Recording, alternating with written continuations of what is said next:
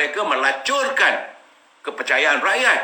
Ini yang dipanggil pelacur politik. Sebab itu apabila Tengku Razak Hamzah menggunakan terminologi politik dan menzahirkan kecewaannya terhadap pencaturan PAS dalam menangani kemelut politik tanah air sebagai pelacur politik, ramai yang merasa tidak senang. Ramai yang tak rasa betul. Sedangkan sejak awal-awal lagi, saat menubuhkan gagasan besar Muafakat Nasional, Yang Berhormat Mulia Tengku Razali mengingatkan agar kejujuran harus menjadi paksi utama terhadap pembentukan Muafakat Nasional. Ini saya cakap terang, berkali-kali Tengku Razali mengingatkan agar jangan adanya sebarang pencaturan kayu tiga. Jangan ada antara satu sama lain. Tak boleh ada pencaturan kayu tiga untuk sesekali, dan jangan sesekali mengkhianati kejujuran serta berlapang dada UMNO menyantuni pemuafakat tersebut. UMNO bersetuju untuk wujud Muafakat Nasional. Jangan sekali-kali dikhianati.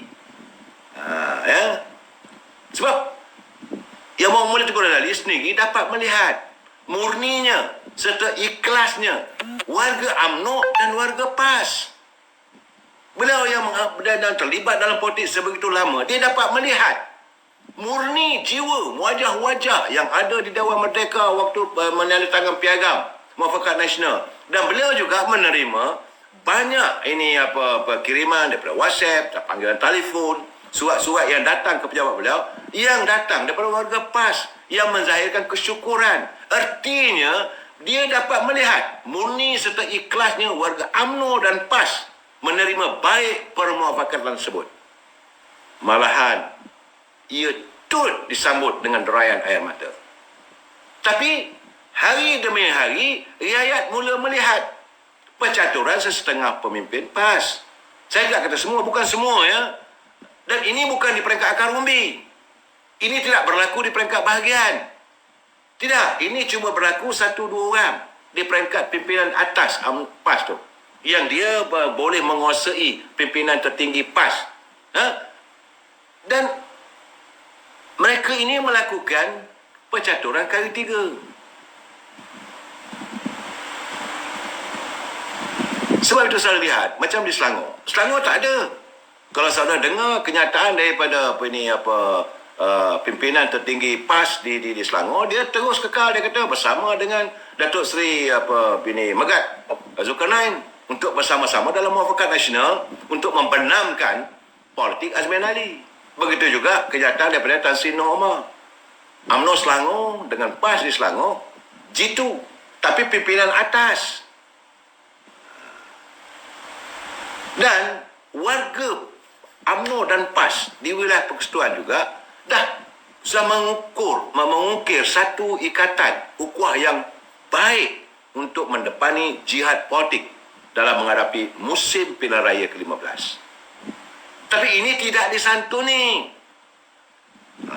Sebab beberapa kerap pemimpin PAS sudah dilihat seolah-olah mabuk kuasa, terlalu inginkan jawatan. Jadi istilah pelacuran politik ini kerana dia menggadaikan, mereka sanggup menggadaikan air mata warga PAS dalam menandatangani Muafakat Nasional. Dan begitu juga adanya ahli-ahli UMNO, pimpinan UMNO yang menggadaikan air mata warga UMNO yang bersetuju dengan Muafakat Nasional hanya kerana untuk mengejar jawatan, hanya kerana untuk mendapatkan wang ringgit untuk mengisi tempuruk mereka sendiri, bukan untuk ahli. Sebab itu orang yang macam ini, saudara, diperumpamakan seperti pelacur.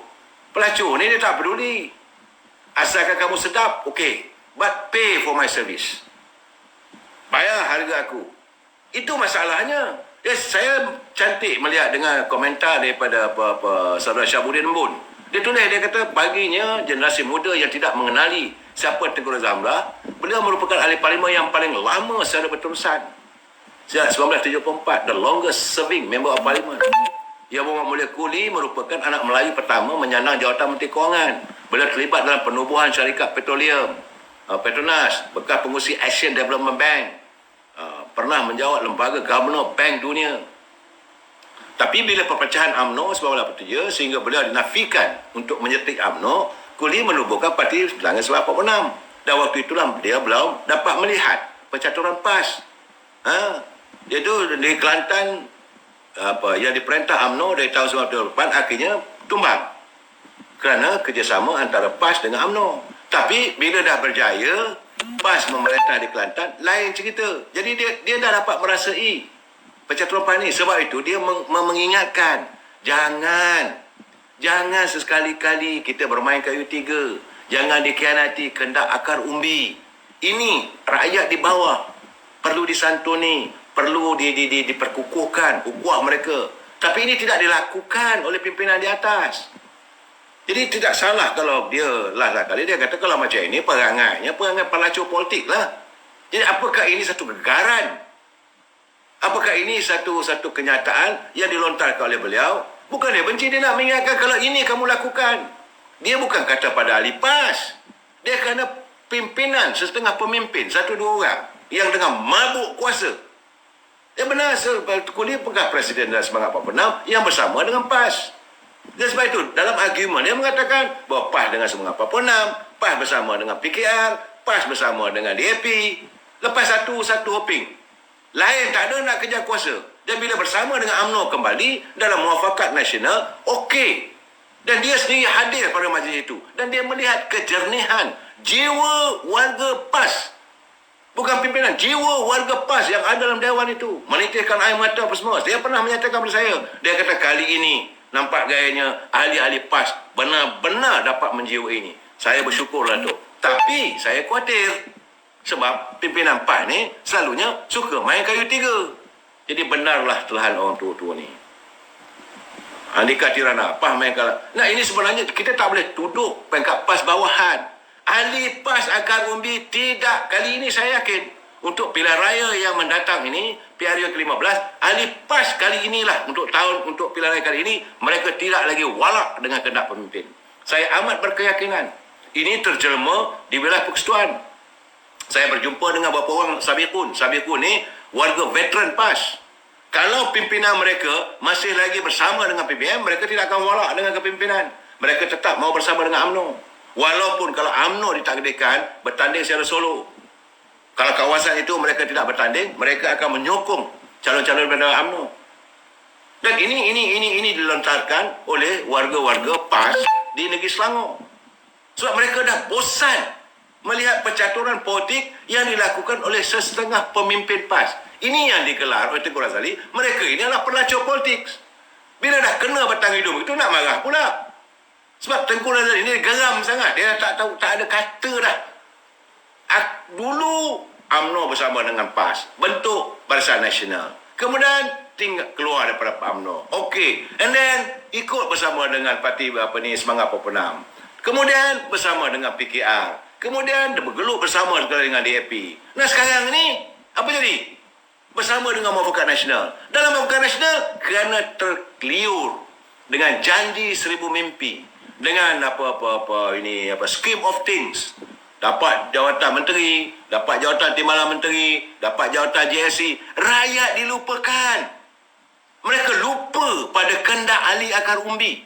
Mereka lupa pada tangisan derayan air mata warga PAS yang jujur. Saya melihat warga PAS yang datang daripada Kelantan, yang datang daripada Kedah, yang datang daripada Perlis, datang daripada Johor, tanpa dibayar wang. Mereka mengeluarkan wang sendiri. Seronoknya meraihkan Muafakat Nasional. Bila wujud Muafakat Nasional menjadi gegaran kepada Pakatan Harapan, tumbangnya, hancurnya Pakatan Harapan dalam membentuk satu perikatan yang baru, mereka bersyukur. Tetapi akhirnya apa berlaku? Tiba-tiba mereka kecewa bila melihat pencaturan setengah pemimpin PAS membawa PAS pula untuk menyertai Perikatan Nasional. Timbul persoalan, kenapa tak sertai Barisan Nasional? Dah ada Muafakat Nasional. Kenapa kita menyertai? Dah tahu tu dalam kumpulan PN itu adalah puak-puak yang nak menelan Barisan Nasional. Dan mereka tidak pernah ikhlas. Sedangkan Muafakat Nasional selepas diwujudkan, kita menghadapi pertandingan di Tanjung Piai bersama dengan warga PAS. Boleh dikatakan setiap pilihan raya kecil kita menang besar. Warga PAS seronok meraihkan dengan penuh kesyukuran. Setiap kali pilihan raya kecil diadakan, waktu penamaan calon, saya melihat kehadiran warga-warga PAS, warga-warga UMNO menyantuni bersama. Tiba-tiba santunan ini dirobek, dihancurkan oleh satu dua pemimpin yang tersilau oleh jawatan konon nak jadi menteri. Dah jadi menteri pula tu mula menunjuk keangkuhan, kebongkakan dan matlamat perjuangan PAS tidak disantuni. Sebab itu saudara lihat perjuangan PAS untuk apa? Menegakkan Islam. Tapi bila isu kalimah Allah dilihat seperti sunyi sepi. PAS menentang segala kemaksiatan. Bila kerajaan mengumumkan bahawa perjudian dibuka semula, sedangkan masjid tak buka lagi, PAS diam. Sebelum berada dalam kerajaan, mereka cuba jadi champion. Apa ini, apa-apa. Adib lah perjuangannya, itu, ini. Tapi bila nak masuk kerajaan, sunyi sepi. Ini bukan ahli. Jadi mereka sebenarnya membohongi ahli peringkat bawah. Jadi mereka inilah pelacur-pelacur politik yang melacurkan impian dan harapan warga PAS yang begitu jujur dan ikhlas, yang begitu setia terhadap mereka, yang walak terhadap mereka. Tapi mereka melihat kewalakan itu sebagai modal ampuh untuk dijadikan sebagai dagangan, sebagai komoditi untuk mereka menjual dan mendapat taruhannya. Taruhannya adalah jawatan, dapat menteri, dapat timbalan menteri, dapat JSC dan kepelbagaian. Ini yang Berhormat Mulia Tunku Razali sudah bosan dengan pencaturan begini. Dia kata enough is enough. So kalau perlulah dalam begini, kalau tidak ada penyelesaian, apa artinya? Apa artinya kita bersama dengan orang yang tidak mahu disantuni? Apa artinya kita bersama dengan mereka yang tidak jujur dan ikhlas? Kita sambung lagi malam esok. Wabillahi taufiq wal hidayah. Assalamualaikum warahmatullahi taala wabarakatuh dan selamat malam.